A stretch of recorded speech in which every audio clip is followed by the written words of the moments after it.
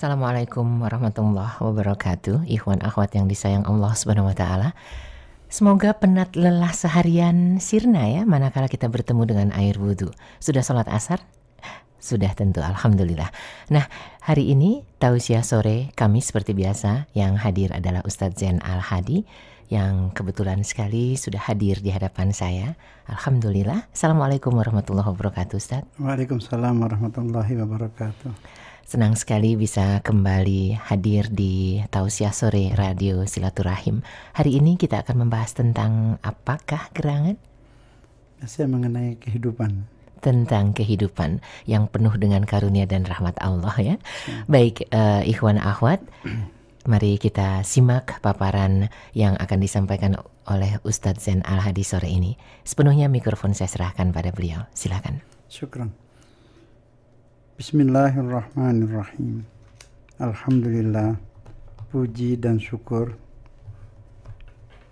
pasrah dan tawakal kehadirat Allah Subhanahu wa ta'ala.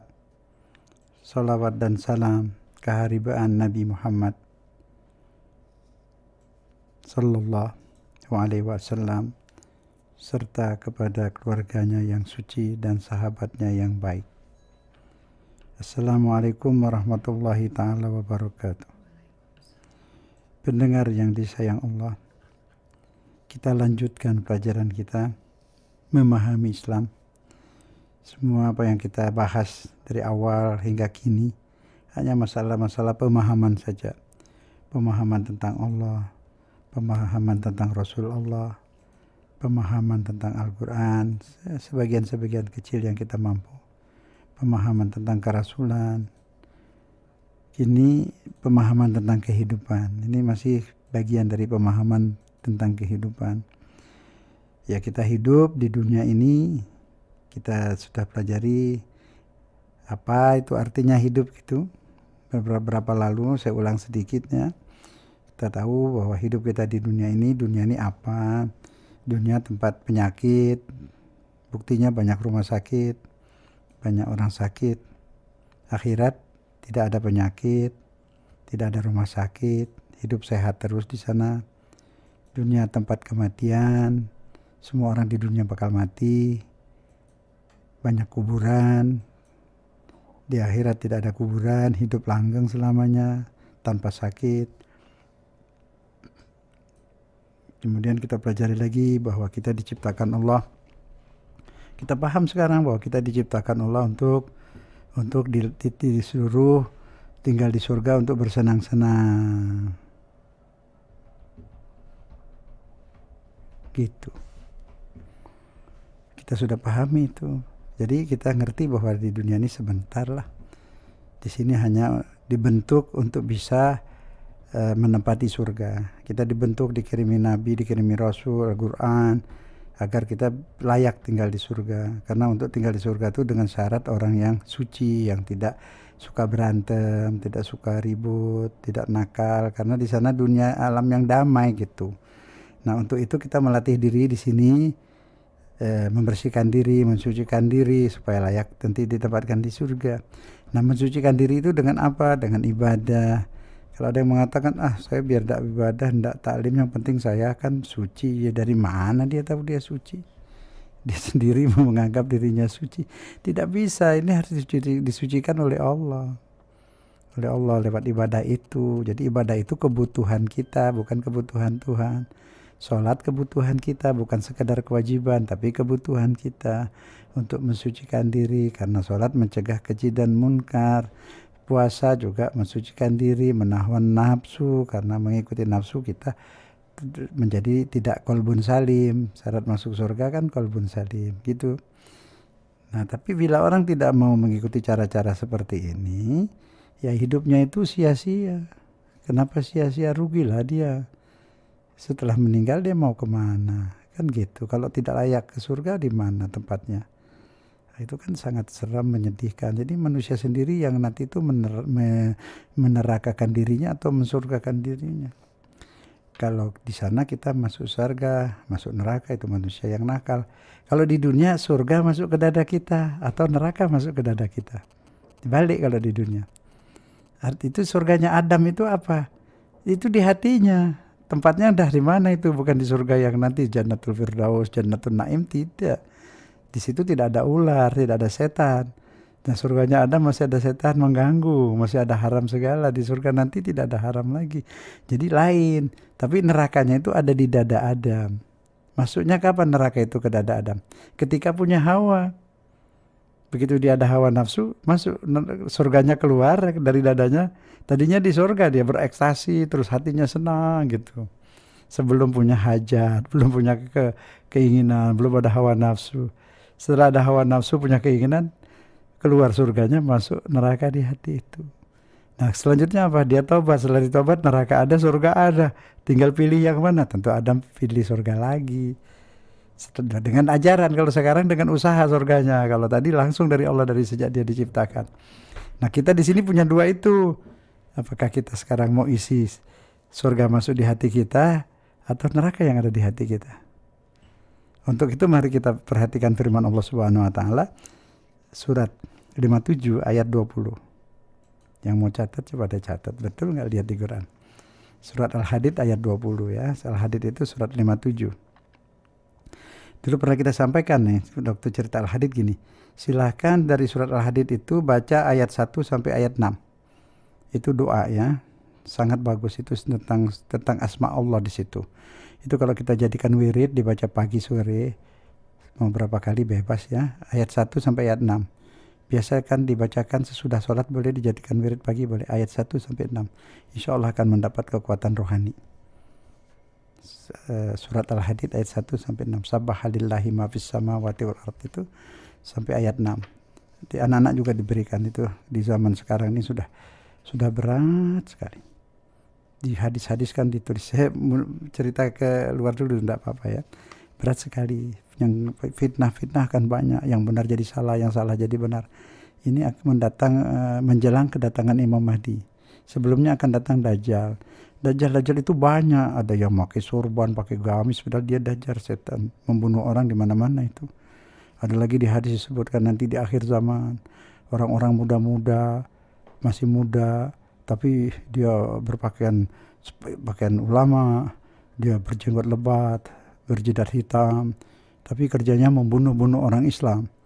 Dia biarkan maksiat, dia penyembah patung, penyembah apa, dia biarkan tidak diganggu. Tapi dia hanya mencari orang-orang Islam juga dibunuhnya. Astagfirullahaladzim. Entah sudah sampai itu seperti itu belum. Di sini kayaknya belum, tapi di Irak, di Suriah sudah itu, di Libya sudah. Di Libya sudah hancur dari mulai jatuh Gaddafi dibunuh, dia digot itu.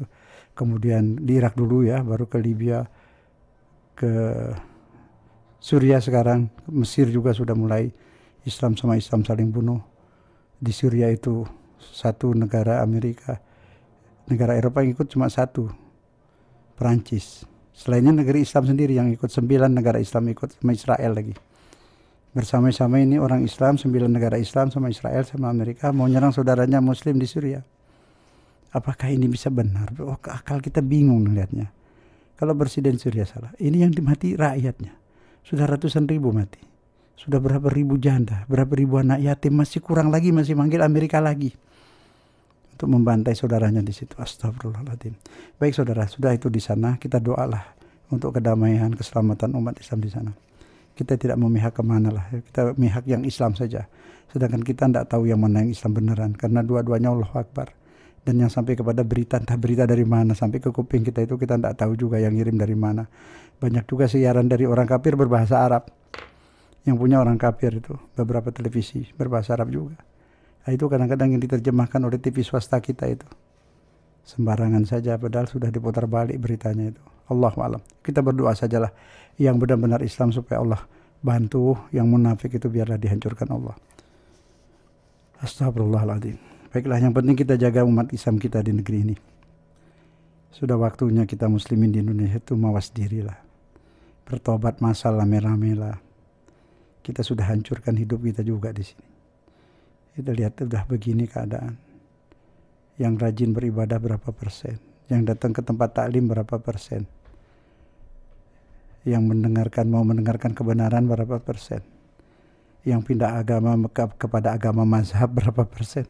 Dia lebih mementingkan mazhabnya daripada agamanya. Banyak itu. Dia rela korbankan saudaranya muslim asal mazhabnya menang. Banyak itu. Di Indonesia pernah terjadi seperti itu. Tahun 50 berapa itu umat Islam pernah menang. Masing-masing menggunakan mazhabnya. Baru saja berapa saat itu berkuasa, sudah timbul masalah. Yang mau bongkar kubur lah, yang mau inilah, akhirnya keluarlah ini, keluarlah NU, keluarlah PSSI, keluarlah. Begitulah kejadian masa lalu. Pecah. Hanya beberapa saat seumur jagung umat Islam itu pernah berhasil pemilu menang. Sudah itu sampai sekarang tidak pernah menang lagi. Pecah belah. Menang sekali lagi, begitu terjadi. Di Mesir begitu juga.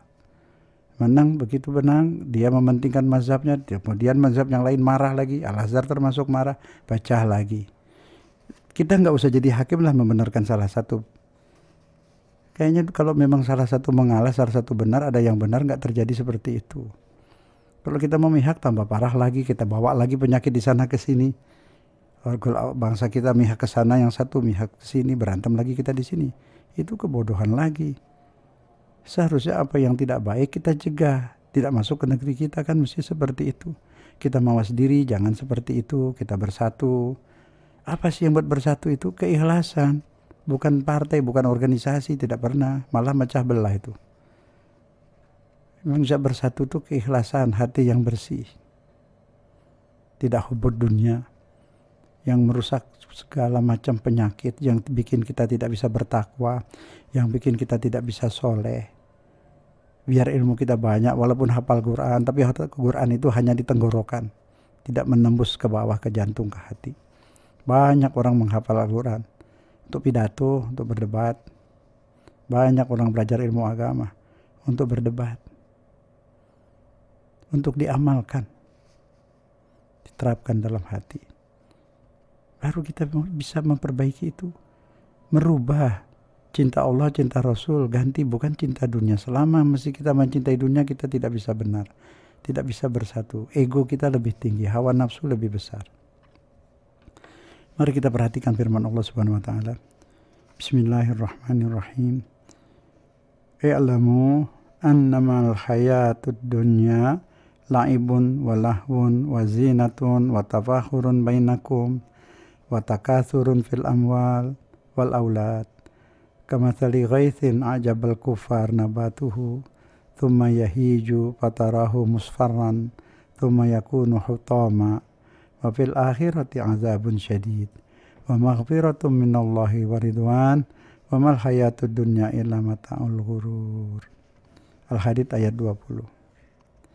Ketahuilah, sesungguhnya kehidupan dunia ini hanyalah permainan dan suatu yang melalaikan.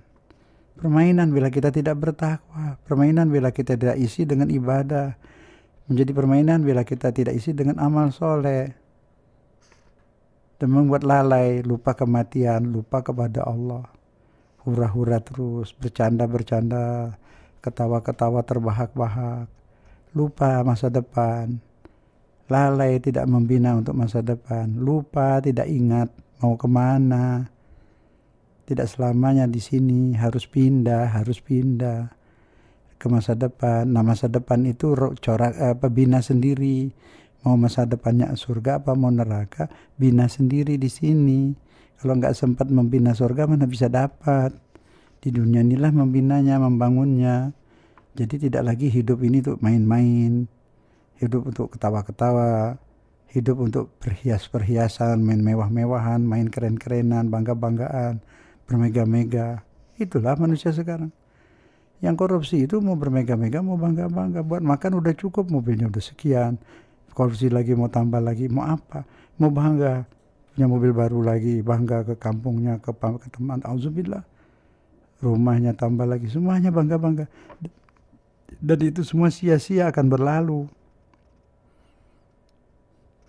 Semua itu hanya diibaratkan dalam Quran ini seperti hujan yang tanamannya mengagumkan, para petani senang mau lihat subur tanamannya maju, kemudian tanaman itu menjadi kering dan lihat itu warnanya kuning kemudian mati hancur. Itu umpama. Itu yang lain juga hidup seperti itu, mencari bangga. Apa yang didapat setelah itu bukan bangga, dihina malah. Mau banyak-banyak apa yang banyak-banyak tidak menyenangkan, malah membanyak bikin problem. Dan di akhirat nanti ada azab yang keras. Padahal yang kita butuhkan tuh ampunan Allah, keridhaan Allah. Dan apapun yang kita dapat di dunia ini, kaya sekalipun, itu hanya kesenangan yang menipu, hanya fata morgana. Setelah dimiliki susah juga. Itulah dunia. Segala-galanya berlalu, jadi tidak bisa didambakan. Hidup yang benar itu justru setelah pindah ke akhirat, karena di sana tidak berlalu. Senang ya senang beneran, susah ya susah selamanya, sakit beneran. Di sini tidak, sakit susah juga semu sebenarnya, tidak terlalu berat. Semua berlalu. Yang pernah jadi apapun berlalu. Jadi presiden berlalu sebentar. Jadi konglomerat berlalu. Jadi gembel berlalu juga. Jadi orang susah berlalu juga. Sakit berlalu juga. Itu. Dunia hanya seperti itu. Jadi jangan terlalu ngotot lah. Jalanilah hidup apa adanya. Cari rezeki yang halal itu wajib. Mencari rezeki juga ibadah untuk istri dan anak. Tapi yang halal, yang tidak mengorbankan surga di akhirat. Di situ ada surga. Surga itu di hati. Kalau di dunia surga itu ada di hati kita bila kita hidup berqanaah. Atau seperti ini ada doa ya. Saya bacakan nanti kita lihat artinya. Ini ada doa bagus sekali. Bismillahirrahmanirrahim. Allahumma qanni'ni bima razaqtani. Ya Allah, campakkan dalam hatiku ini rasa qanaah. Qanaah artinya bersyukur atas apa rezeki yang berikan.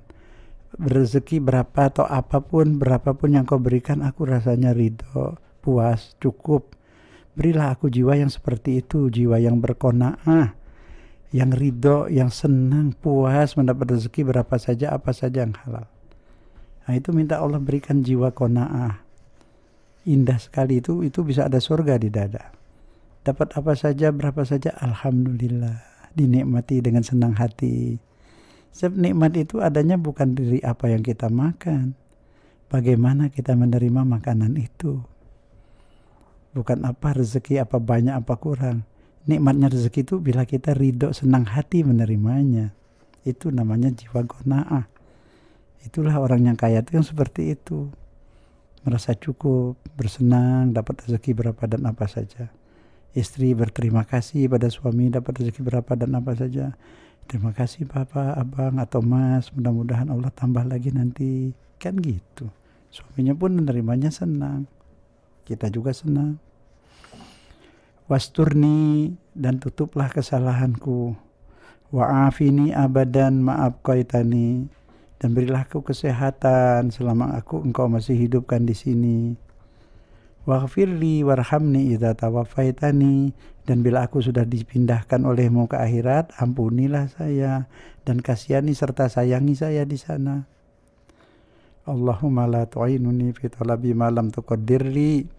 Ya Allah, jangan bantu aku bila aku berusaha mencari sesuatu yang engkau tidak takdirkan untukku.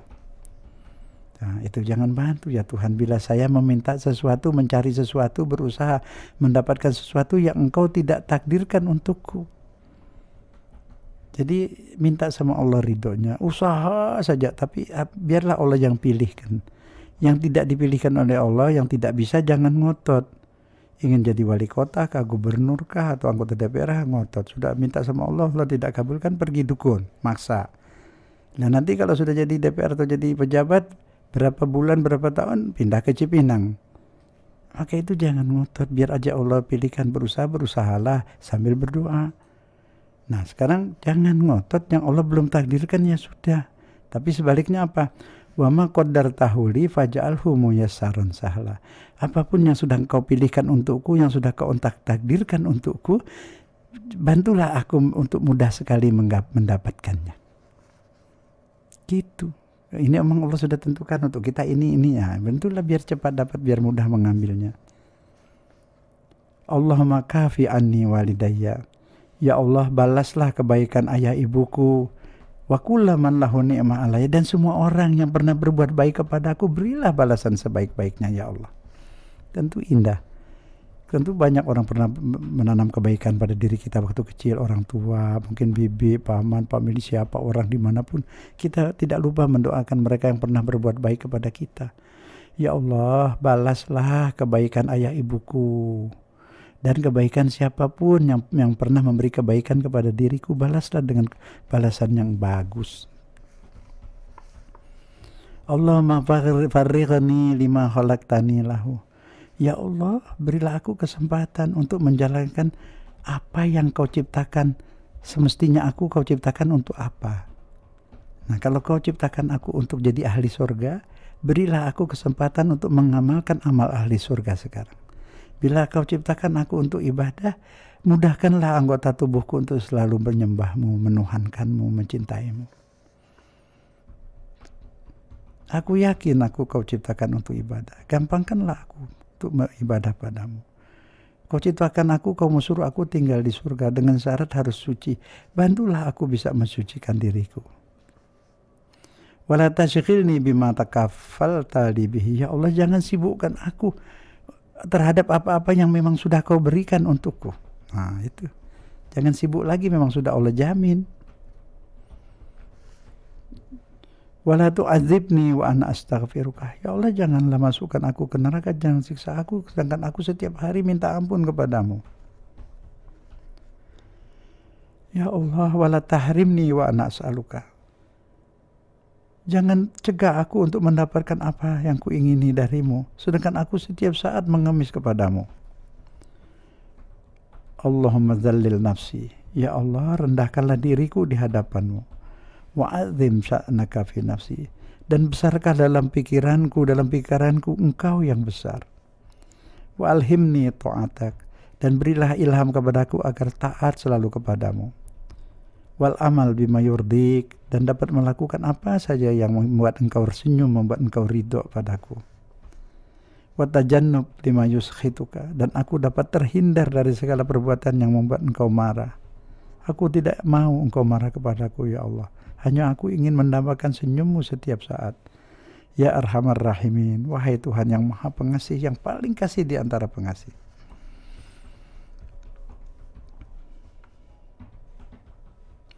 Begitulah menghamba kepada Allah, selalu meminta, memohon bimbingan, berdialog, berbicara dengan Allah. Dalam bahasa Indonesia pun boleh. Tidak masalah, sholat yang harus bahasa Arab. Dan doa itu pakai bahasa Jawa, bahasa Sunda, bahasa apa saja bisa. Yang penting ada komunikasi dengan Tuhan. Jangan sampai satu hari tidak berkomunikasi. Bahkan dalam hari itu berkali-kali seharusnya. Setiap punya apa, membuat apa, permisi sama Allah. Mau makan rezeki Allah, permisi sama Allah. Mau kemana saja berhubungan dengan Allah. Bukan hanya di waktu sholat. Menghadap Allah itu setiap saat.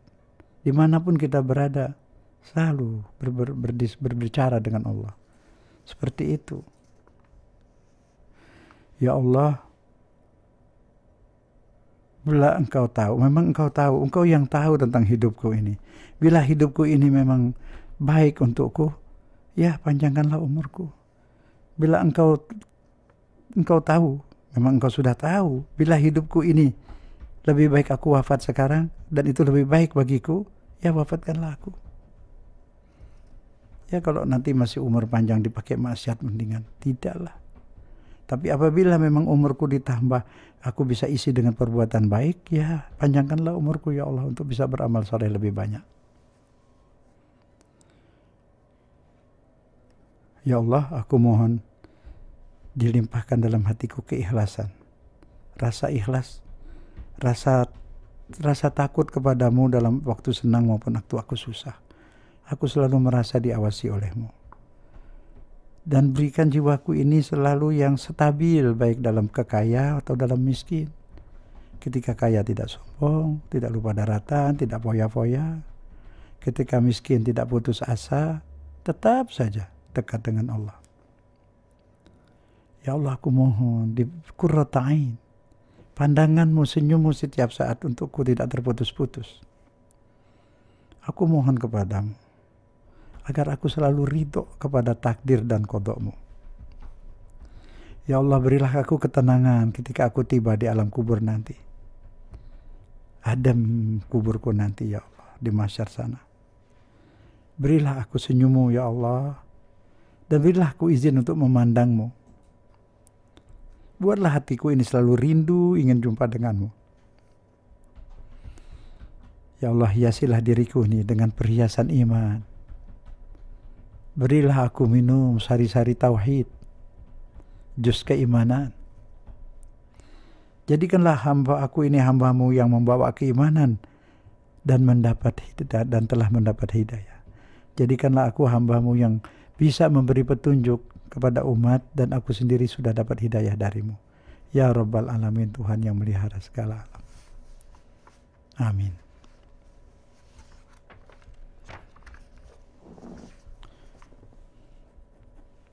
Jadi ini contoh-contoh saja.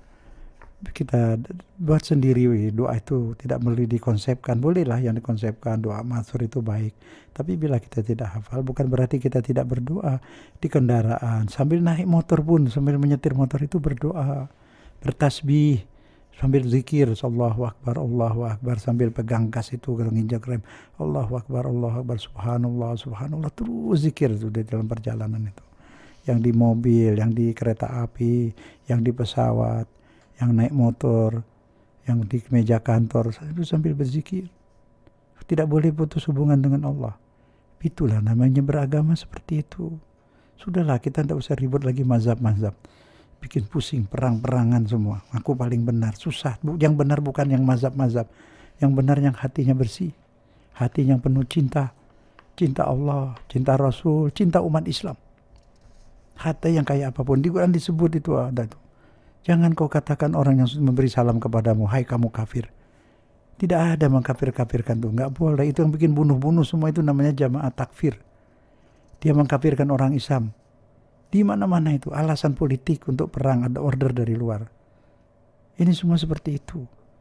Bukan benar seperti itu. Benar itu bila kita dengan amal soleh, iman yang baik, hati ini penuh cinta. 2 minggu lalu kita sampaikan, saya lupa ya, sudah belum. Kita ini, badan ini kan tanah, lahan, katakanlah lahan. Ya, kalau lahan di tanah itu menumbuh pohon dikasih bibit. Nah, kalau badan kita lahan, ruh kita itu bibitnya. Nah, bibit yang kita tanam di tanah itu kan harus disiram dan dipupuk. Setelah bibit itu disiram dan dipupuk akan tumbuh terus jadi pohon tinggi, bagus, subur, karena bibitnya bagus, pupuknya bagus, airnya bagus, malah tambah besar, menjulang tinggi ke atas, terus berdaun rindang, lebat, terus berbunga dan berbuah terus-menerus tanpa henti. Artinya apa? Itu pohon thayyibah. Di dalam surat Ibrahim ayat 24 disebut syajarah thayyibah. Surat Ibrahim ayat 24, ditulis deh.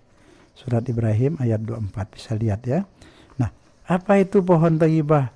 Itu ibaratnya tadi menjulang tinggi ke atas, artinya dia selalu iman kepada Allah. Berdaun rindang artinya apa?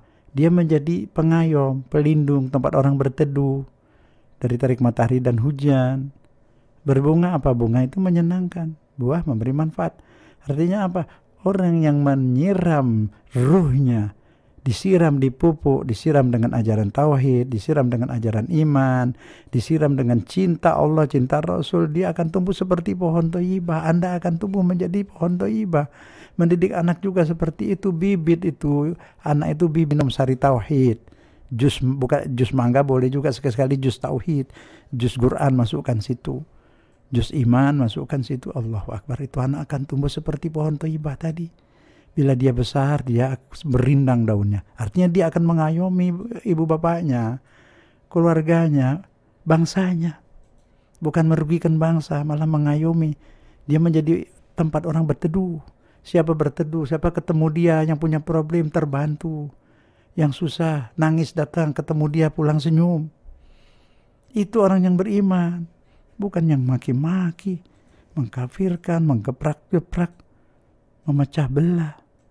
Pidato-pidato menghina. Oh, syajarah thayyibah. Nah, sebaliknya di dalam Islam pun ada syajarah khabithah, pohon beracun. Itu di zaman Nabi ada, begitu Nabi meninggal ada itu, keluarga beracun. Lah itu yang bunuh Ali yang bunuh, beracuni Sayyidina Hasan, cucu Nabi, semua orang tuh cinta sama cucu Nabi. Dia bunuh, diracuni. Yang Al-Husain disembelih. Ini keluarga beracun, ini berketurunan sekarang. Dia pula ini yang bikin kacau sekarang, bunuh sana bunuh sini. Di hatinya ada kebencian. Syajarah khabithah, keluar racun bukan bunga. Bukan buah yang keluar duri. Nah, oleh karena itu contoh dalam surat Ibrahim dalam Al-Quran itu, kita harus bina anak-anak kita, diri kita menjadi seperti syajarah thayyibah. Kita ajari anak-anak kita itu cinta. Jangan ajari kebencian dari kecil. Karena mazhab golongan ini ngajari benci, golongan ini menjadi benci, seterusnya. Itu disetop semua. Mau masuk surga, mau jadi Islam yang baik, ajari cinta. Karena yang masuk surga itu man atallaha biqalbin salim. Asy-Syu'ara 8889. Datang menghadap Allah di akhirat dengan hati yang suci. Ingat itu. Bukan mazhab. Kunci surga bukan mazhab. Mazhab itu bid'ah, bikinan manusia mazhab itu. Ini sudah banyak ajaran suruh ikut-ikut manusia. Allah ikuti, Al-Quran dulu ikuti. Tafsirnya pun harus tafsir yang jujur. Kemudian ikuti apa? Sunnah Nabi. Sunnah Nabi selalu bilang ikuti sahabat. Ya, sahabat itu baik. Tapi keluarga Nabi juga baik. Malah keluarga Nabi disucikan. Jangan dari sahabat saja dong. Dari keluarga Nabi juga. Keluarga Nabi disucikan jiwanya untuk apa itu? Untuk menerima ajaran Islam dan kemudian menyampaikannya. Supaya suci. Sahabat Nabi juga baik. Belajar sama Nabi. Kita hormati semuanya. Jangan satu saja. Tidak pernah saya dengar itu di radio-radio di TV itu. Berlebih-lebihan. Ya, emang gak ada dalilnya suruh ikut keluarga Nabi. Ada hadis sakolen di hadis Sahih Muslim, ada di Riyadhus Shalihin ada. Kutinggalkan dua, kitab Allah dan keluargaku. Dua pusaka itu yang tidak terpisah. Keluargaku tidak terpisah dari Al-Quran, tidak akan terpisah sampai ke haud nanti. Bila kalian pegang teguh keduanya, tidak akan sesat. Yang satu lagi hadis sunnah Nabi, yang sunnah Nabi juga benar. Siapa yang lebih tahu sunnah Nabi? Perbuatan Nabi, kebiasaan Nabi, keluarganya lebih tahu daripada sahabat. Sahabat juga tahu sebagian. Tapi ketika Nabi sholat malam di rumah, sholat banyak sholat malam itu, Nabi puasa di hari-hari Asyura Rajab, yang tahu keluarganya, di luar banyak nggak tahu. Jadi kita ambil aja semua biar lengkap, jangan sebelah-sebelah, begitulah. Belum lagi di Quran diwajibkan cinta sama keluarga Nabi, yang di atas itu, yang disucikan. Begitulah, kita harus jujur. Dan keluarga Nabi itulah yang disebut syajarah thayyibah. Yang sudah mempraktekkan menjadi syajarah thayyibah waktu itu adalah keluarga Nabi. Dan kita diminta sekarang juga membina diri menjadi seperti syajarah thayyibah. Anak-anak kita didik menjadi syajarah thayyibah. Kita didik anak-anak kita itu cinta Quran, cinta hadis, cinta Rasul, cinta sunnah Nabi, cinta bangsa. Itu jihad itu apa? Amal soleh itu apa? Jihad itu membela bangsa, membela negara, membela tanah air, membela muslimin. Amal soleh itu apa? Beramal perbuatan yang baik yang menghasilkan kebaikan buat bangsa dan buat umat Islam. Nggak ada itu iman suruh benci kepada muslimin.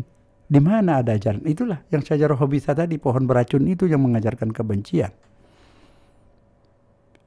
Bila kita umat Islam di Indonesia itu ingin menjaga seperti ini, persatuan dan kesatuan Islam, bangsa juga, jangan dikembangkan itu pidato-pidato yang menanam kebencian, mengkafirkan sana, mengkafirkan sini. Hanya dia sendiri yang benar. Dalam kehidupan, dalam fakta nyata, belum tentu juga. Lebih baik jangan lihat apa yang dikatakan, lihat apa yang dilakukan. Apa perbuatan dia. Akhlak. Orang beriman itu punya akhlak. Berakhlak. Itu tadi yang disebut syajarah thayyibah. Sudah seperti itu. Kita pun tidak membalas. Kalau kita membalas sama seperti itu, biarlah kita dikafirkan. Dia udah habislah. Jangan dengarkan radio Rasul. Jangan loh. Kok dakwah melarang mendengar ceramah yang benar? Ini membasmi munkar atau menyebarkan munkar? Menegakkan yang baik, yang ma'ruf, atau mencegah yang ma'ruf? Itu kalau sudah begitu mencegah yang ma'ruf namanya. Mencegah amal soleh. Ini radio ini yang beramal soleh. Tidak pernah mengajarkan kebencian. Kenapa dilarang orang mendengarkan? Nah, itulah contoh saja. Mudah-mudahan tidak ada seperti itu. Nampaknya sekarang juga sudah habis, alhamdulillah. Nampaknya muslimin sudah baik, sudah tidak ada lagi meributkan masalah furu dan sebagainya. Kalau ada pun jangan ditanggapi, biarkan saja, jangan dimarahi juga, nanti jadi sama. Biarkan saja, kita sekarang yang penting masing-masing mengurus diri sendiri dan keluarga. Selamatkan diri dan keluarga. Ku anfusakum wa ahlikum nara. Kita didik anak kita menjadi sajarah thayyibah, yaitu bibit, ruhnya itu bibit, ya. Kita pupuk, kita minum sari tauhid, jus tauhid, ya. Dipupuk, diberi keimanan setiap hari, ajak mendengar radio Rasil lah. Biar banyak mengajak kepada Allah, cinta kepada Allah, mengajarkan bagaimana membersihkan diri. Seperti itu. Insya Allah akan tumbuh anak-anak yang soleh, menjadi syajarah thayyibah. Kemudian banyak berzikir. Ini akhir zaman sudah banyak fitnah. Supaya kita selamat, mendapat bimbingan Allah tadi, diberi ilham sama Allah seperti doa tadi kan. Jangan lupa Al-Quran. Dibaca setiap hari, walaupun berapa ayat mampunya, jangan lepas satu hari tanpa membaca Al-Quran. Itulah kitab satu-satunya jaminan kita yang kita harus pegang teguh sampai ke akhirat. Saya kembali tadi, sunnah Nabi itu, hadis 2 itu tidak bertentangan, artinya kita harus ikut Alkitab dan sunnah Nabi. Tapi sunnah Nabi itu juga kita ambil dari itrati, kata Nabi. Itrati itu keturunanku yang suci, yang sepertiku. Jadi nggak disebut zuriati keturunan, tapi disebutnya itrati. Ku tinggalkan kitab Allah dan keturunanku yang baik, yang berakhlak, keturunan Nabi yang berakhlak seperti Nabi. Itu diikuti, karena dialah yang lebih tahu sunnah Nabi. Jadi kita ikut sunnah, Quran dan sunnah. Tapi sunnah yang diriwayatkan dari keluarga Nabi, jangan yang dari sahabat saja. Dari sahabat juga, dari keluarga Nabi juga. Karena yang menyangkut masalah ibadah banyak ada di keluarga Nabi. Karena Nabi banyak ibadah di dalam rumah. Di dalam rumah tentunya sahabat tidak tahu apa yang terjadi di rumah. Ngintip pun juga tidak. Karena mereka orang baik, tidak mungkin ngintipin rumah Nabi kan. Jadi tidak tahu. Keluarga Nabi yang tahu tentang Nabi, bagaimana dia sholat malam, berapa rakaat dia sholat malam, dia puasa Asyura, dia puasa itu. Kalau kita tanya yang ngambil riwayat dari sahabat, memang tidak ada. Tapi bukan berarti tidak ada, dia tidak tahu karena dia kurang sekali membaca kitab-kitab yang dari keluarga Nabi. Itu saja bedanya di situ. Jadi bukan satu kesalahan. Dilengkapi lah. Seperti itu dilengkapi. Bukan untuk berdebat lagi, nanti berdebat lagi. Nggak ada, capek, agama ini bukan berdebat. Habis berdebat tidak nerima, habis tidak nerima sakit hati. Akhirnya gontok-gontokan, jadi dosa lagi. Ya sudahlah, bilang nggak mau ya sudah. Lakum a'malukum wala na'malun. Agamamu, pahammu seperti itu, paham kami seperti itu. Ya sudah, kita tetap bersaudara. Kita tetap tujuan kita menyembah Allah, menuhankan Allah bersama-sama. Begitu juga kepada yang lain agama, kita toleransi. Lakum dinukum waliyadin. Kepada saudara kita dari Kristen, dari agama lain, kita masing-masing agamanya silakan ibadah dengan agamanya masing-masing. Tapi untuk menjaga tanah air kita bersama, ya kita berjuang bersama menjaga tanah air, kita makmurkan negeri ini, kita jaga kebaikan negeri ini. Apa-apa yang bahaya buat anak-anak kita, kita cegah, bukan begitu. Misalnya minuman-minuman keras kan tuh bahaya buat semua kita, bukan orang Islam saja, orang yang non-Islam juga tuh minuman keras bahaya buat anak-anaknya. Nah, kita minta DPR sidang untuk melarang adanya minuman keras, kecuali di hotel bintang 5, kan begitu. Untuk menyelamatkan anak kita semua, ini bukan kepentingan Islam saja, kepentingan kita semua. Tidak ada pemabukan itu bikin baik. Begitu juga mis-mis itu. Kalau bisa nanti ya sudah, ini lain kali jangan. Kita belum butuhkan seperti itu. Cobalah ingat-ingat pesan-pesan Soekarno itu. Haji Ahmad Soekarno coba. Dia sudah tahu itu kayaknya itu. Dia selalu hati-hati, dia jaga budaya kita. Dia betul-betul cinta bangsa, mencintai budaya sendiri. Mana sekarang kita tidak ada, cinta bangsa sudah luntur. Cinta budaya sudah luntur. Musik-musik asli sudah hilang, keroncong sudah hilang, lagu-lagu Melayu sudah hilang. Semua lagu dari luar masuk ke sini. Akhirnya kita jadi bangsa apa coba? Identitas bangsa sudah hampir hilang. Anak-anak kita sudah tidak mengagumi lagi kebudayaan sendiri. Semua sudah berkiblat ke barat. Kita hanya jadi satu provinsi dari satu provinsi dari Amerika atau dari Eropa. Semua dalilnya ke sana. Apa yang mereka kerjakan kita tiru mentah-mentah. Walaupun merugikan bangsa sendiri. Memecah belah seperti Miswood ini, banyak yang tidak ridho, orang Islam tidak ridho, walaupun dia mungkin tidak bisa buat apa-apa, tapi hatinya kesel. Kalau hatinya kesel, dia timbul kebencian nanti suatu saat bisa meledak. Kalau sudah tahu umat ini, mayoritas bangsa ini tidak mau, jangan dipaksa dong. Apakah itu memang keharusan? Jelas tidak. Soekarno dulu band-band saja itu, band-band barat diharamkan oleh Soekarno dulu. Dan saya aneh juga, ini yang pengikut Soekarno ini banyak ngaku Soekarnoisme, pengikut Soekarno saya lihat tidak pernah mengamalkan seperti apa yang dikehendaki oleh Soekarno. Soekarno itu sangat benci kepada imperialisme, kolonialisme, budaya barat. Loh, mereka malah seperti itu, aneh. Nasionalis juga saya lihat banget, tidak ada, sudah luntur. Cinta bangsa itu apa? Bangsa begini susah mereka biarkan. Tidak ada yang memikirkan bangsa ini lagi, hanya sebagian kecil saja. Coba satu hari itu berapa bayi yang mati karena tidak ada biaya dikeluarkan dari rumah sakit se-Indonesia itu berapa? Semua itu terjadi, bukan tidak ada. Yang kurang gizi banyak, anak yang keluar sekolah nggak dibayar banyak, nggak mampu bayar. Mana cinta bangsa itu? Apa sih arti nasionalis? Apa itu kalau nyanyi Indonesia tanah airku udah cinta bangsa? Itu kan baru nyanyi. Atau membaca Al-Quran, hafal Al-Quran, apa sudah mengamalkan Al-Quran? Belum, itu kan baru berbaca, menghafal.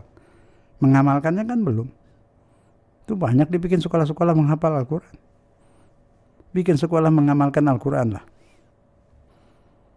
Itu partai-partai yang Islam itu, ormas-ormas Islam, gak usah bikin program kerja. Amalkan satu saja program kerja dari Allah itu. Surat Wal Asri itu. Amalkan sampai mati tuh. Nggak habis-habis tuh. Beriman apa? Beramal soleh. Amal soleh itu apa? Bekerja, berbuat, membuat produk, membuat apa saja yang baik untuk bangsa ini, untuk umat ini. Wa amilus sholihat. Wa tawassaw bil haq. Membela kebenaran. Mana lagi? Membela mazhab, membela partai, membela kebenaran, mencintai kebenaran, membela kebenaran, menegakkan kebenaran. Itu Quran itu. Mana lagi orang cerita tentang kebenaran? Dalil kebenaran sudah pindah, beragamanya Islam, tapi selalu dalilnya beginilah di Amerika, beginilah di Eropa. Jadi kebenaran yang adanya di Amerika dan Eropa itu. Terus kita ikut mereka, kita maju. Apa yang maju? Mereka beri kita semua budaya-budaya seperti itu. Teknologi mau kasih kita. Yang sudah bekas dikasih sedikit. Hanya ada apa? Semua manajemen dikasih semua serba bekas. Kita beli semua. Kita harus bisa mandiri. Kita bangsa Indonesia seperti zaman Soekarno dulu. Semua pejuang-pejuang dulu minta Indonesia itu punya harga diri, punya identitas bangsa, bisa mandiri. Semua mencintai bangsa ini, semua mengeluarkan pikiran, mengeluarkan tenaga untuk memajukan negeri ini. Agar negeri ini kuat, anak cucu kita kuat. Bukan menggerogoti negara. Hidup sederhana, ngikuti dunia tidak bisa selesai tadi, itu hanya semu. Mau main kaya-kayaan, mau main besar-besaran rumah, bagus-bagusan mobil, tapi mengorbankan masyarakat banyak. Di dunia pun nggak dapat apa-apa, belum lagi meninggal nanti mau kemana? Sudahlah, beramal soleh. Wal asri innal insana lafi khusrin. Manusia rugi kecuali beriman dan beramal soleh, menegakkan kebenaran dan mengajak orang kepada sabar. Sabar itu apa? Tangguh, tegar, tidak cengeng, itu sabar namanya. Bukan sabar itu hanya cengeng, tidur, ngalah, nangis, bukan sabar itu. Sabar itu tegar, tekun, tahan banting, tahan derita, itu sabar. Membela negara itu juga ibadah, pahala itu. Bekerja itu ibadah. Bapak polisi itu ibadah, asal ikhlas, lillahi ta'ala. Tentara nanti perang, keamanan, jihad, membela negara. Sekarang biarpun tidak ada perang, sudah membela negara. Fisabilillah semua. Jadi bukan jihad itu membunuh orang Islam, itu salah itu. Jihad itu membela negara. Jihad kok ngebom masjid, itu aneh. Itu mazhab apa itu? Dari mana datangnya itu? Di Indonesia tidak ada seperti itu. Dari zaman dulu ormas-ormas yang ada di Indonesia tidak pernah punya paham seperti itu. Baru dari luar itu masuk. Mulai dari mana? Azanullah min dzalik. Kita jagalah anak-anak kita. Jadi kesimpulannya, ruh itu adalah bibit. Bibit ini harus dipupuk, harus disiram. Ruh kita maupun ruh anak-anak kita, ruh bangsa ini. Ya, kita pupuk, kasih siraman-siraman iman, juz tauhid tadi masukkan di situ, insya Allah dia akan menjadi orang yang baik, menjadi muslim yang soleh, muslim yang bermanfaat, berdaun rindang, bisa membantu orang, berteduh, berbunga, menyenangkan orang, berbuah, memberi manfaat kepada masyarakat. Indah sekali. Bila umat Islam ini separuh saja sudah bisa begitu, berubah negeri ini, berubah Indonesia ini. Tidak ada lagi itu kesulitan. Apalagi bisa tambah lagi yang lain juga seperti itu. Penjara bisa kosong, pengemis tidak ada. Bisa kalau kita mau. Masing-masing mengamalkan Islamnya. Kemudian bersatu, jangan lagi ributkan mazhab. Mazhab itu hanya sarana pengumpulan, bukan agama. Jangan lagi ada yang membela mazhab mengorbankan umat Islam. Insya Allah.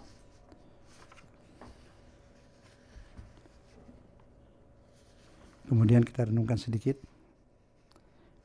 Kita diwajibkan apa lagi setelah itu? Ingat ini, laqad ja'akum, surat At-Taubah ayat 128. Laqad ja'akum rasulun min anfusikum azizun alaihi ma'anittum harisun alaikum bil mu'minin raufur rahim.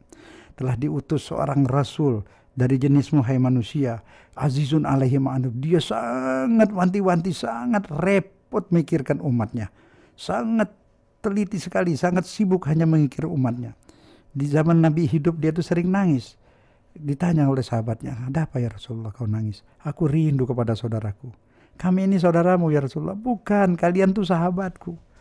Saudaraku tuh mereka yang beriman pada Allah, beriman kepadaku, tapi tidak jumpa denganku. Mereka terus nanti di generasi yang keberapa itu. Ya Allahumma arham, terus dia berdoa, ya Allahumma arham khulafa'i, ya Allah sayangi, kasihani itu pengikutku nanti. Karena Nabi tahu kita akan menghadapi fitnah seperti sekarang ini. Seperti sekarang ini dia udah tahu, Nabi udah dikasih tahu Allah kita akan menghadapi hal seperti ini. Kita hanya busa banyak tapi tak berguna. Kita seperti kue ada di talam, di nampan kue itu lagi dibelah-belah, ini buat negeri ini buat negeri ini. Kita tak berdaya, dijajah dulu, dibagi-bagi. Kemudian sekarang dijajah dari jauh, dibohongi. Kita diadu, muslim sama muslim diadu. Dulu diadu begini sama ini, sekarang Syiah sama Sunni diadu. Padahal tidak ada bedanya sedikit sekali. Apalagi itu Syiah dengan NU dekat sekali, ibadahnya sama benar itu. Ada perbedaan sedikit saja. Tapi kenapa harus diadu begini sampai mengkafirkan, sampai ada yang 3 tahun hidupnya hanya untuk mengganyang Syiah itu. Di Madura, semua itu apa ini? Dari luar diadu. Nabi sudah tahu, Nabi sering untuk meneteskan air mata. Sedih dia melihat umatnya diadu seperti ini. Cukuplah itu, cukup, saya sudah capek juga bicara seperti ini. Tidak ingin lagi sebenarnya. Saya ingin bicara yang indah-indah saja, lupakanlah itu semua. Insya Allah tidak akan terjadi lagi. Ya dimaafkanlah semua yang salah, kembalilah kepada Al-Quran, kembali kepada hadis sahih, kembali kepada hati yang bersih. Hati yang bersih, nggak ada lain lagi itu. Hafal Quran juga, hafal hadis semua. Kalau hati penuh dendam, penuh kebencian, percuma juga. Itu qalbun salim, itu Quran ya, qalbun salim. Semua itu tujuannya qalbun salim. Sekarang diberi contoh. Diberi contoh apa? Ini dia Nabi. Nabi sangat sayang kepada umatnya ini. Harisun. Harisun itu wanti-wanti banget, teliti banget. Selalu ingat umatnya. Harisun alaikum bil mu'minin raufur rahim. Kalau ada orang iman, dia amat melas, amat sayang, dan amat kasih. Itu Rasulullah. Sangat sayang kepada kita sampai dia ibadah bengkak-bengkak kakinya. Padahal dia sudah diampuni, kalau salah, kesalahannya yang akan datang pun sudah diampuni oleh Allah. Mengapa harus ibadah besar-besar? Dia mencari pahala sebanyak-banyak mungkin. Dia sampai sholat, sampai bengkak ratusan rakaat di malam hari di rumahnya itu. Sampai angkat kaki sana, kaki sini. Seperti itu dia. Banyak ibadahnya diumpetin di rumahnya. Takut umatnya tiru nanti jadi wajib. Tarawih aja 8 dia. Di masjid, di rumah dia sholat lagi itu. Banyak. Banyak yang disembunyikan tuh ibadahnya banyak. Untuk apa itu semua itu? Seperti itu dia bilang, aku ini selama hidupku tidak minta apa-apa. Habis apa ya Rasulullah? Ya waktu itu di boykot ekonomi 3 tahun. Kelaparan itu, cuma makan rumput dia dengan keluarganya semua. Fatimah waktu itu masih kecil. Diganjel batu perutnya itu. Kadang nggak ada makanan, rumput padang pasir itu dikunyah juga. Di boykot sama Bani Umayyah itu, sama Abu Sufyan itu. Sama orang kafir yang lain. 3 tahun itu kelaparan Bani Hashim. Nabi sekeluarga semua Bani Hashim itu di boykot ekonomi 3 tahun. Sejarah melupakan itu. Ditanya ya Rasulullah, mintalah hidangan dari langit seperti Nabi dahulu minta hidangan. Pasti Tuhan kasih. Tidak, aku tidak akan minta itu. Kenapa ya Muhammad? Aku sudah mengajukan permohonan satu kepada Allah. Apa permohonan sampai ke situ ya Muhammad? Aku mengajukan permohonan kepada Allah agar aku bisa membagikan maaf, membagikan syafaat kepada umatku. Juru selamat yang selamat. Nabi Muhammad itu punya hak syafaat dan Allah sudah kabulkan. Jawaban dari Allah apa? Wala sawfa yu'tika rabbuka fatarda. Dan Allah kelak akan berikan idamanmu, keinginanmu kelak. Sawfa itu dalam bahasa Arab kelak. Kalau sah saja akan. Tapi kalau sawfa kelak di akhirat. Kelak nanti akan kuberikan idamanmu, keinginanmu, apa yang kau inginkan, yang bikin kau puas, saya Muhammad. Nabi Muhammad puasnya hanya satu. Dia mau maafkan, beri ampunan, amnesti buat umatnya. Itu nanti yang bagikan siapa itu? Nabi dan keluarganya itu. Kaum ibu nanti dari Siti Fatimah yang bagikan itu. Bukan ibu yang minta. Siti Fatimah mencari di Mahsyar sana. Berdiri triliun manusia, dipungut satu-satu, diambil itu. Untuk diselamatkan. Syafaat. Bapak-bapak juga dapat syafaat dari Nabi dan keluarganya itu. Itu ada di Quran, juga ada di hadis. Man zalladzi yashfa'u indahu illa bi'idhnih. Tidak ada yang bisa memaafkan, memberi ampunan kecuali yang dapat izin dari Allah. Yang sudah mendapat izin Nabi Muhammad. Yang lain kalau mau silahkan aja minta izin kepada Allah. Kalau Allah izinkan juga dapat ustadz-ustadz insya Allah. Bagi Allah tidak ada yang tertutup. Ustadz bangun malam tiap hari minta, ya Allah berikan aku syafaat untuk mensyafaatkan ibu bapakku, istriku. Bisa, kalau Tuhan mau kasih kenapa? Minta sama Allah apa saja boleh. Kalau enggak baca salat sama Nabi, nanti mintanya kepada Nabi. Jangan main putuskan, tidak bisa itu Ustadz. Sudah putus, masuk neraka. Emangnya kamu wakil Tuhan? Jangan begitulah, pakai membawa-bawa nama Allah, membuat orang putus asa. Tidak ada. Allah itu Rahman Rahim. Jangan bikin orang jauh dari Allah. Kenapa sih harus kejam seperti itu? Tidak bisa, tidak sah. Kenapa tidak bisa? Anda dapat SMS dari Tuhan. Di Quran dibilang Tuhan, aku berbuat kepada siapa saja yang aku mau. Aku mengampuni siapa saja yang aku mau ampuni dengan cara aku, semau aku. Allah mengatakan begitu di Quran. Mau minta apa saja juga boleh, silakan aja ajukan. Tidak ada larangan untuk meminta. Itu hak Allah untuk memberikan. Tidak boleh ada manusia bilang tidak diterima itu. Tahu dari mana? Kenapa bikin orang jauh dari Allah? Akhirnya orang itu hanya takut kepada Allah. Ajari orang cinta kepada Allah. Ajari anak-anak cinta kepada Allah. Kalau dia cinta kepada Allah, ada kita, tidak ada kita, dia akan sholat, dia akan dekat dengan Allah. Ajari mereka cinta pada Allah, butuh kepada Allah. Lebih dari ayah dan ibu, itu yang diajarkan. Jangan selalu ajarkan Allah itu galak, kejam seperti itu. Bikin orang jauh dari Allah. Bila sudah ibadah itu karena cinta, itu yang indah. Di samping cinta juga kita ada takut. Karena kita cinta, kita tidak mau berbuat salah. Takut bersalah. Orang yang sedang cintaan itu juga takut salah terhadap kekasihnya. Terus kenapa kita ibadah? Justru kita ibadah itu bersyukur kepada Allah. Balas budi. Apa yang kebaikan yang kita akan buat untuk Allah? Allah nggak butuh apa-apa. Kita ingin menyenangkan Allah kalau begitu. Ingin menyenangkan Rasulullah. Rasulullah sudah berjuang sampai tahan lapar seperti itu. Sampai kita bisa beriman. Buatlah dia senyum. Bagaimana buat dia senyum? Sayangi umatnya. Jangan dibenci. Apapun mazhabnya sayangi. Pasti Rasulullah senyum. Dia sedih kalau umatnya itu dibunuh. Sayangi umatnya. Ruhnya tuh ruh Allah. Orang yang bukan muslim juga ruhnya ruh Allah. Kita hormati mereka sebagai manusia yang mempunyai ruh Allah di badannya. Cina kah dia, Kristen kah dia, apapun. Ruhnya ruh Allah, hormati. Lah yang muslim ini ruhnya sudah ruh Allah. Sujud lagi kepada Allah, lebih lagi kita hormati. Dia pun disayang Allah.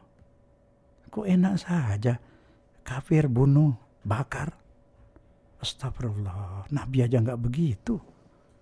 Ini sudah keterlaluan, memahami agama yang sudah berlebih-lebihan. Dari mana dia punya dalil? Kafir, tahu dari mana dia orang tuh kafir? Emang kafir bisa dibaca, ada di dalam hati kok. Oh, ini begini, dikarang-karang sendiri. Coba periksa jiwa Anda sendiri, apa yang ada di hati Anda itu mengkafirkan orang? Hati Anda isinya apa? Ada cinta Allah di situ. Di hati Anda sendiri apa? Mana lebih besar, cinta Allah atau cinta uang? Anda mengkafirkan itu karena ada yang bayar atau memang karena keyakinan? Yang jujur.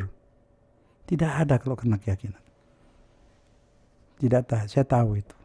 Janganlah sekali-sekali mengkafirkan orang hanya karena keinginan kekayaan dunia. Kekayaan dunia ini tidak dibawa ke akhirat. Jangan jual surga, jual akhirat untuk senang di dunia, untuk beli mobil, rumah mewah, menjual surga di sana. Nanti sudah di akhirat mau kemana? Ingat, Allah itu adil. Di dunia bisa bohong, hati tidak bisa bohong. Di akhirat tidak ada kebohongan. Sadarlah. Jangan korbankan umat ini untuk kepentingan diri pribadi. Jangan korbankan bangsa ini, negeri ini untuk kepentingan kekayaan pribadi. Menyesal nanti di akhirat. Sudahlah, yang mendengar ini baik semua, saya yakin. Kalau tidak baik dan dengar ini, sampaikan kepada yang lain itu, yang belum sadar. Ingat, akhirat itu selamanya. Jangan korbankan hidup di sana. Kematian itu hanya pindah, yang mati badan, roh hidup. Tolong sampaikan. Jadilah kita ini dai-dai semua. Berdakwalah semua. Sampaikan kepada semua ini, umat bangsa ini. Bersatulah, sayangilah bangsa ini. Jaga negeri ini. Hidupkan cinta bangsa, cinta tanah air. Cinta tanah air itu iman. Cinta bangsa itu iman. Berbuat kebaikan untuk bangsa itu ibadah. Jangan ada lagi egois. Buanglah sudah. Semua disampaikan. Ingat surga, ingat akhirat, ingat neraka. Ada balasan Tuhan, tidak ada satu kesalahan yang tidak dihukum. Sebaliknya tidak ada kebaikan yang tidak diberi pahala. Apapun perbuatan baik akan diberi pahala. Mereka-mereka yang sudah terlanjur mengambil harta negeri ini, nggak ketahuan, ya sudahlah, diam-diam kembalikan itu kepada rakyat. Berilah beras, bagi-bagikan beras. Pergi ke rumah sakit kelas 3, rumah sakit kelas 3 di Jakarta dan di luar. Lihat ada yang belum bayar itu, bayarin. Tanya tuh, ada yang lagi baring di situ, anaknya di rumah nggak ada berasnya lagi itu. Dia bayar rumah sakit aja belum lagi beli beras kan. Bapaknya hanya pedagang pakai gerobak itu, atau pengemudi becak. Ketika dia sakit tidak ada nafkah itu, tidak ada beras di rumahnya. Anda punya uang berlebih-lebihan banyak itu. Sudahlah, bagi-bagikan ke sana, kembalikan kepada rakyat. Kita berdoa semoga Allah mengampuni Anda. Tidak dihukum lagi di akhirat. Kembalikanlah kepada rakyat yang miskin itu. Cari mereka yang butuh. Banyak orang susah. Berbuat baiklah sebelum wafat. Sampaikan semua itu. Nanti menyesal di sana. Kembalikan uang rakyat itu, diam-diam saja kembalikan. Allah lihat, Allah tahu. Insya Allah diampunin. Kita semua berdoa, insya Allah diampunin. Ya Allah, ampunilah mereka-mereka yang bertobat, mereka yang mau sadar. Berilah ampun, berilah maaf kepada mereka. Ya Allah, bantulah kami muslimin di Indonesia dan di seluruh dunia. Selamatkan kami dari perpecahan. Buanglah dari hati kami ini kebencian kepada sesama muslim, kepada sebangsa. Jadilah kami hamba-Mu yang soleh. Allah ya Rabbal Alamin. Wassallallahu ala Muhammad wa ali Muhammad walhamdulillahi rabbil alamin. Ya, waktunya habis. Mari kita akhiri kebersamaan sore hari ini, Ustadz Zain. Ya, bismillahirrahmanirrahim. Bismillahirrahmanirrahim. Saudara pendengar, kewajiban berdakwah itu tidak hanya kewajiban seorang ustadz. Itu Bapak tadi sudah umur 83 tahun masih memikirkan bangsa ini. Masih dia bertenaga, masih punya keinginan untuk menyelamatkan negeri ini. Jadi kita semua wajib berdakwah kepada yang baik. Diajak orang ini yang sebagai bibit tadi saya katakan agar disiram dari anak-anak SD semua itu, siramlah dengan siraman keimanan. Kasih minum jus tauhid tadi ya. Jus tauhid, sari tauhid diminumkan. Minuman-minuman liar sudah banyak dari televisi itu.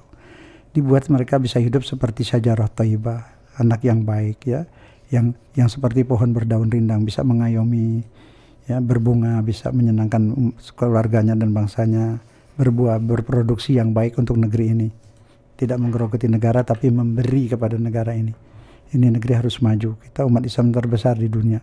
Harus maju, bangkit. Kita beranilah merubah sikap semua. Tadi saya sampaikan, yang korupsi kembalikanlah uang itu. Kalau sudah nggak ketahuan, alhamdulillah. Kalaupun nanti ketahuan, kasih kwitansinya bahwa sudah dikembalikan kepada rakyat. Insya Allah dapat ampunan dari Allah dan dari negara. Sudahlah, ingat akhirat. Sebentar lagi umur tinggal berapa? Insya Allah seperti contoh Bapak tadi udah umur sekian, soleh, alhamdulillah. Insya Allah tuh Bapak tuh bersih, soleh. Insya Allah kita, insya Allah Bapak dalam hidup ini terakhir ya, di dalam kasih sayang Allah, insya Allah juga kepada mereka-mereka yang lain bisa seperti Bapak, insya Allah. Maaf, wassalamualaikum warahmatullahi wabarakatuh. Waalaikumsalam warahmatullahi wabarakatuh. Terima kasih Ustadz Zain. Ya, di sore hari ini ikhwan akhwat, Kita diciptakan untuk kelak tinggal di surga yang penuh dengan bahagia dan damai, bukan? Dan singgah di dunia ini hanya sesaat untuk mempersiapkan diri, melatih diri dan menjadikan diri kita layak untuk ada di surga Allah. Pertanyaannya, sepeduli apakah kita pada penyiapan diri kita ini? Atau kita lebih bersedia menyibukkan diri untuk dunia semata? Mari kita renungkan. Terima kasih, selamat sore, Assalamualaikum warahmatullahi wabarakatuh.